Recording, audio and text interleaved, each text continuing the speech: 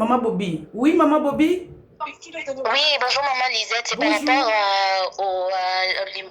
ils ont limogé un professeur de l'université à Goma, de recteur, ils sont, le AFC M23, ils ont dit qu'il ne fait plus partie de leur proximité parce que la personne travaille maintenant pour Kinshasa.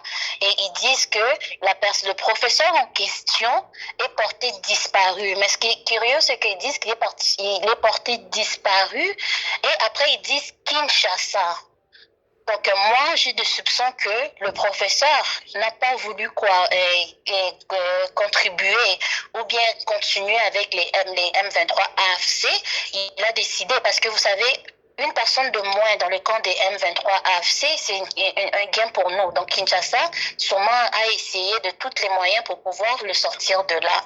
Mais il y a encore beaucoup. Je pense que Papa Roger peut nous donner plus l'histoire par rapport quelle est la manœuvre en fait de ces gens-là quand ils prennent Goma et quand ça vient de l'éducation en tant que telle. Si Papa Roger peut nous expliquer, ou bien Monsieur Papa Imani, par rapport à ça, ça va être bien. Comme ça, les téléspectateurs vont voir il y a toute une histoire parce qu'ils ont cette manie-là dès qu'ils prennent une localité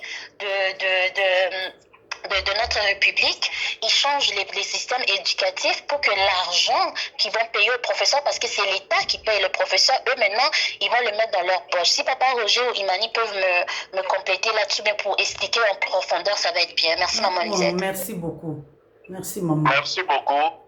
Merci beaucoup, maman Neves. Merci, maman Lisette. En fait, les informations à notre possession font état, effectivement, de limogeage pour révocation directeur de l'université de Goma. Alors, ce n'est pas le premier cas. Toutes les autorités membres des universités et instituts supérieurs du Nord et du Sud Kivu sont des cibles du M23 depuis que l'M23 a pris ces deux provinces. Le premier objectif, c'était d'abord de les faire adhérer tous au M23. Ceux qui ont refusé d'adhérer ont soit fui Bukavu, ils se retrouvent à Kinshasa, ils se trouvent à Bujumbura, pour ceux qui sont partis de Bukavu. D'autres, du Goma, ils sont à Nairobi, ils ont fui. Alors, ceux qui sont restés, ils ont fait allégeance au M23 pour être maintenus. Parce qu'il ne faut pas oublier que le M23 a installé une administration parallèle à l'administration de Kinshasa. Mais malheureusement, eux ne payent pas. Ils ne payent pas les fonctionnaires, donc ils ne payent pas les professeurs d'université. Et ils essaient de gonfler des listes en faisant nommer leurs partisans comme agents de l'administration au sein de ces universités-là. C'est la première source de conflit. L'autre source de conflit, c'est que plusieurs autorités du M23, y compris des Rwandais, qui n'ont pas étudié, essayent de demander pour obtenir des diplômes imposés à des recteurs, des secrétaires généraux académiques, à leur donner des diplômes. Pourquoi faire? Comme s'ils ont étudié, ils ont suivi un cursus normal. C'est comme ça que, d'ailleurs, il y a un dossier avec l'ISTEM Bukavu où un lot de diplômes qui était venu de Bukavu jusqu'à Kinshasa a été entériné. Alors que la plupart de ces diplômes-là prennent la direction de Kigali. Et Les bénéficiaires de ces diplômes, ce ne sont pas des étudiants réguliers. Donc, ils en profitent, comme ils occupent ces provinces-là, de s'octroyer des titres académiques comme ça, frauduleusement. Papa Roger, Ouais, c'est en fait, alors, le but est pourquoi alors? Pourquoi obtenir le diplôme de Kinshasa? Non, mais parce qu'ils ils ne sont pas reconnus. La seule administration qui délivre le diplôme, le titre académique, c'est Kinshasa. Et ils n'ont aucune reconnaissance internationale. Pour, qui, Ils peuvent bien faire tout ce qu'ils font, mais ils ne peuvent pas, à leur niveau, obtenir le diplôme. Ils ne peuvent pas obtenir le diplôme. Ils ne peuvent pas obtenir le diplôme. Ils ne peuvent pas obtenir le diplôme. Ils ne peuvent pas obtenir le diplôme. Ils ne peuvent pas obtenir le diplôme. attribué, parce que le diplôme est entériné par le ministre. Voilà. Le diplôme est toujours entériné par le ministre et non pas un ministre de l'enseignement supérieur. Donc ça veut dire ils font ça pour être payés. Pour être payés, pour être enrôlés dans l'administration, pour être payés, pour être mécanisés. Ils ont gonflé des listes de nouvelles unités de personnes à qui ils veulent donner du travail pour obtenir le salaire. Voilà. Alors, pour les recteurs de l'université de Goma, portés disparus, certainement qu'ils n'étaient pas d'accord avec leur méthode. C'est comme ça que pour se mettre à l'abri, pour échapper et protéger sa vie, il a préféré se soustraire. Ah oui. Voilà. C'est la même chose hein, avec les pasteurs. Vous avez suivi qu'ils ont réuni des pasteurs à la fin de la semaine dernière à Goma pour demander que dorénavant, tous les pasteurs doivent amener les offrandes de leurs églises, amener si c'est à la mairie ou à la CADECO, mettre dans un compte quelque chose comme ça, et qu'à la fin du mois, le M23 va maintenant leur donner. Donc, ils sont toujours là pour essayer de tracasser la population, surtaxer la population, surcharger la population, escroquer la population au mieux, parce qu'ils ne sont pas payés, ils n'ont pas d'argent.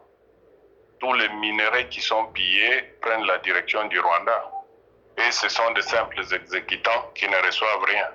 Mon Dieu. C'est un peu ça que je peux dire à ce propos. Ah, merci beaucoup. Merci beaucoup, papa. Je voulais aussi... Imani, qu'est-ce que tu peux nous dire par rapport à ça? Merci beaucoup, maman Lisette, et encore bonsoir à tous. Ce que je voulais aussi ajouter, je vais ajouter une chose, puis il y a une autre option que je vais ouvrir sur ce que papa Roger venait de dire. Espérons que vous m'écoutez. Oui, papa, oui. Ouais. Il y a quelque chose qui se passe comme chasse à l'homme aux directeurs et aux secrétaires académiques dans la partie occupée par le Rwanda. Soit tu acceptes d'adhérer dans le mouvement, ou bien soit tu dois être limogé. C'est ça les deux choses que le mouvement est en train d'imposer aux DG, aux recteurs et aux secrétaires académiques. Il y a même celui qui s'était opposé publiquement aux idées qu'il proposait. C'est dans les territoires de Walungu, précisément à Nyangezi, à l'Istem Nyangezi. Et c'est comme ça que le monsieur a été enlevé. Et jusqu'aujourd'hui, le monsieur n'avait pas été retrouvé. La famille a cherché partout, mais l'homme est porté disparu jusqu'aujourd'hui. Ça fait plus de 6 mois. Mon Dieu! Alors, quel est l'autre plan ou bien l'autre option qui est derrière tout ceci? Le point que papa Roger nous a dit sur la taxation, toutes ces taxes-là imposées à la population du site Kivu, bien de toutes les zones-là occupées par le Rwanda, il y a un autre plan diabolique vraiment qui est derrière cette taxation. Je parlais à une source au niveau Goma. Il m'a dit, toute personne qui a une activité, on vient avec une taxe, on t'impose cette taxe.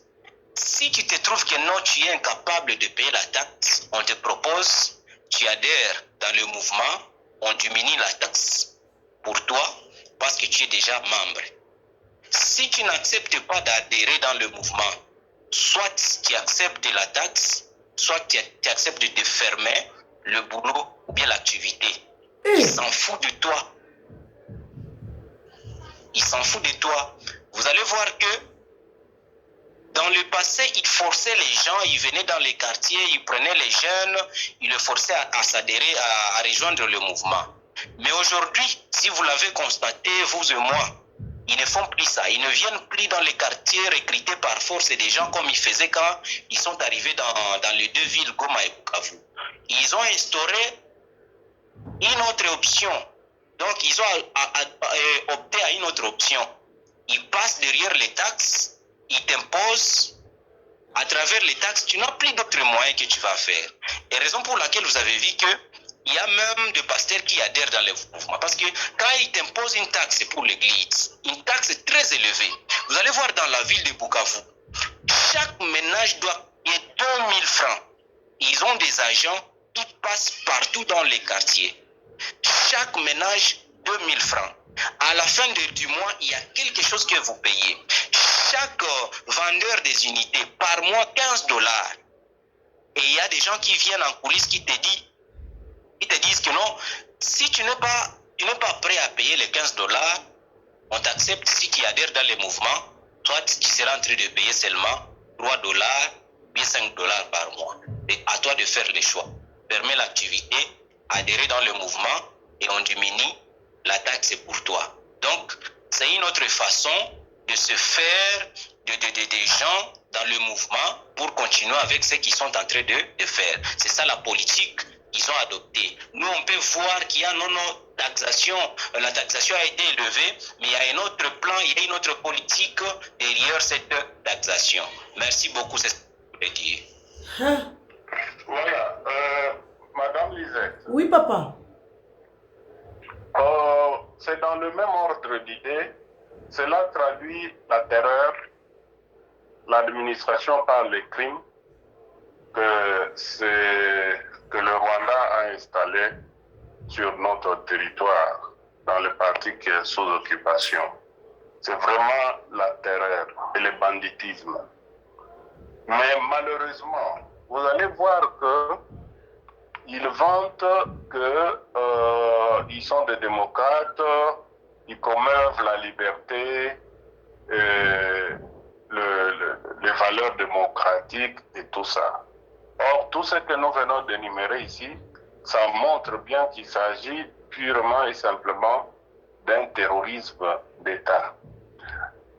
J'ai posé la question, je pose encore la question ici, mais les amis qui manifestent à Kinshasa pour la démocratie, pour le respect de la Constitution, qui dénoncent soi-disant la tyrannie et la dictature dans la partie gouvernementale.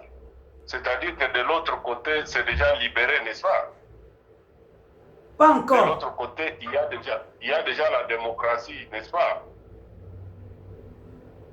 Mais ouais, c'est pourquoi les partis politiques de l'opposition ne fonctionnent pas là-bas? Pourquoi ils ne font pas de marche là-bas? Là où il y a les M23. Les gens comme les Lucha. Là où il y a les M23. Les gens comme les Lucha. Voilà. Là où règne les M23. Là où on nous dit... Parce que les M23, soi-disant, viennent pour libérer, n'est-ce pas? Donc eux, là-bas, les gens sont déjà dans la liberté. Donc là-bas, les droits et libertés sont respectés, on suppose. Mais pourquoi les partis politiques n'exercent pas? Pourquoi la Lucha ne fait pas de marche à Goma, à Bukavu? Tous les activistes, pourquoi là où il se supposait que c'est déjà libéré, c'est déjà la liberté, la démocratie, ils ne s'expriment pas? Pourquoi? Voilà. Et tout ça, ça montre qu'il n'y a pas la démocratie, il n'y a pas la liberté. L'objectif, c'est seulement le pillage. Et Dieu seul sait vraiment s'il peut exaucer nos prières pour que très vite, c'est le pillage cette situation prenne. Le pillage et les postes. C'est ça que les gens entendent, c'est tout. Les postes pour nos politiciens et le pillage par rapport au M23 eux-mêmes qui pillent. Donc c'est pour ça. Vous avez raison par rapport à ça. Pourquoi même par rapport à dire quelque chose qui ne va pas au sein de M23. On a vu qu'est-ce qu'ils font aux gens qui disent quelque chose. Magouar Paloukou, il est parti où? Si on veut parler de la démocratie. Hein? Maman disait démocratie. Willy Ngoma, il a essayé de dire quelque chose par rapport à ça. Quand il est mort, ils sont même dit bon débarras. Vous comprenez? Donc, Corneille Nanga, quelle démocratie va nous apporter tandis que lui, il est allé là, qu'à chaque jour, ses mines? Hein? Quelle démocratie? Quelle libération? Maman Lisette, ils nous ont dit qu'ils sont venus nous libérer. Ok, d'accord, mais comment ça se fait que quand Roubaya était en train de tomber, qu'est-ce qui a libéré là-bas à Roubaya si ça les appartient déjà? Je me demande, qu'est-ce qu'il y a à Roubaya? Est-ce que les Banyamulenge se cachent aussi à Roubaya? Parce qu'eux, ils disent que c'est les libérateurs des Tutsis. Voilà. Voilà. Bien dit. Vous allez vous rendre compte, Maman Neves, que dans son discours, le président rwandais Paul Kagame a lancé un appel publiquement à tous les Congolais en disant tout celui qui veut venir participer à cette lutte pour déstabiliser le Congo, il est le bienvenu ici à Kigali. Exact. Comme Kabila l'a fait. Vous avez suivi? Oui, on a très bien suivi. Il estime que lui, il veut libérer le Congo, il veut démocratiser le Congo. Est-ce qu'au Rwanda, il y a la démocratie? Est-ce qu'au Rwanda, il y a la liberté? Vous avez suivi la nouvelle loi électorale qui a été promulguée hier au Rwanda? Désormais, c'est le président de la République qui, à la place de la loi du Parlement, au lieu de faire un recensement électoral, le président de la République va donc nommer les électeurs. Donc, si vous êtes indexé au niveau de votre... vous êtes indexé au niveau de votre...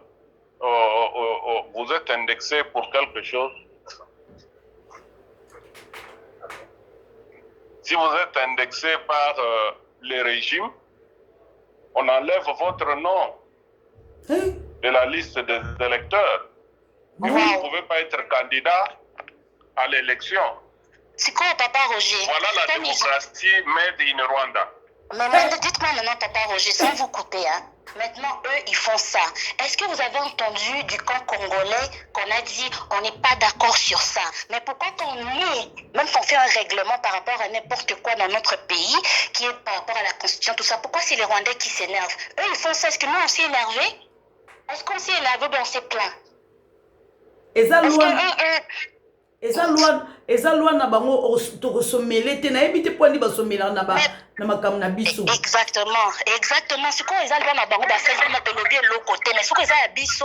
Pourquoi les Rwandais sont contre le changement de notre constitution, maman Lisette? Et ça regarde pas leur pays. Ils ont fait leur loi là-bas pour le changement de leurs élections. Est-ce qu'on a dit quelque chose? Mais eux, ils sont là en train d'encourager les gens à aller marcher pour dire non à la constitution. Maman,